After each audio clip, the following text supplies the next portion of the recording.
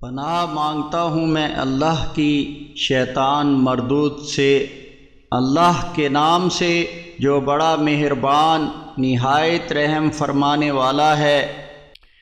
اے نبی محمد صلی اللہ علیہ وسلم، تم نے ان لوگوں کے بارے میں غور نہیں کیا جو دعویٰ تو کرتے ہیں کہ وہ اس کتاب قرآن مجید پر ایمان لائے ہیں جو تم پر نازل ہوا ہے، اور ان کتابوں پر بھی جو تم سے پہلے نازل ہوئی تھیں، لیکن چاہتے یہ ہیں کہ اپنے معاملات کا فیصلہ طاغوت یعنی اللہ کے نافرمانوں سے کرائیں،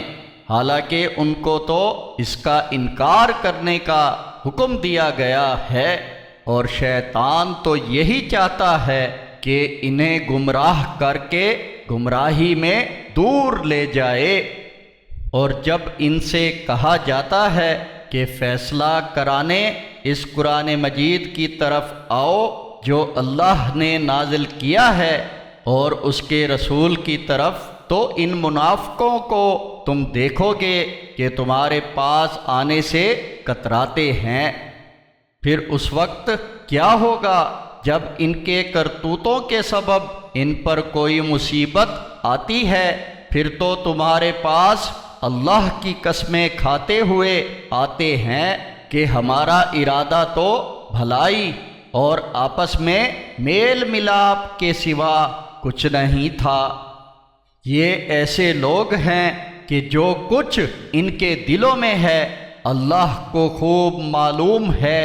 تم انہیں نظر انداز کرو، انہیں نصیحت کرتے رہو اور ان سے دل میں اترنے والے انداز میں بات کرو۔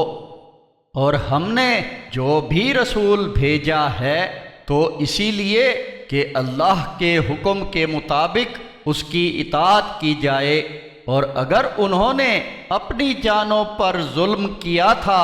تو ان کو چاہیے تھا کہ تمہارے پاس آتے، پھر اللہ سے بخشش طلب کرتے، اور رسول بھی ان کے لیے اللہ سے بخشش چاہتا تو یقیناً اللہ کو توبہ قبول کرنے والا، رحم کرنے والا پاتے۔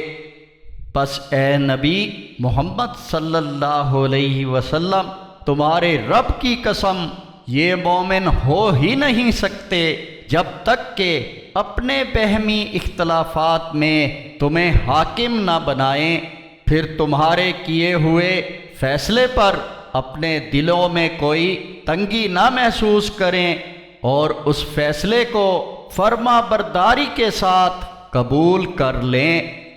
اور اگر ہم ان پر یہ فرض کر دیتے کہ اپنے آپ کو قتل کریں یا اپنے گھروں سے نکل جائیں، تو ان میں سے تھوڑے سے لوگوں کے سوا وہ اس حکم پر عمل نہ کرتے، اور اگر وہ اس نصیحت پر جو انہیں کی گئی تھی عمل کر لیتے تو یہ ان کے حق میں یقیناً بہتر ہوتا اور زیادہ ثابت قدمی کا سبب ہوتا، اور اس صورت میں ہم انہیں اپنے پاس سے بہت بڑا اجر عطا کرتے، اور ان کو یقیناً سیدھے راستے کی ہدایت کر دیتے۔ اور جو بھی اللہ اور رسول کی اطاعت کرے گا تو ایسے ہی لوگ ان کے ساتھ ہوں گے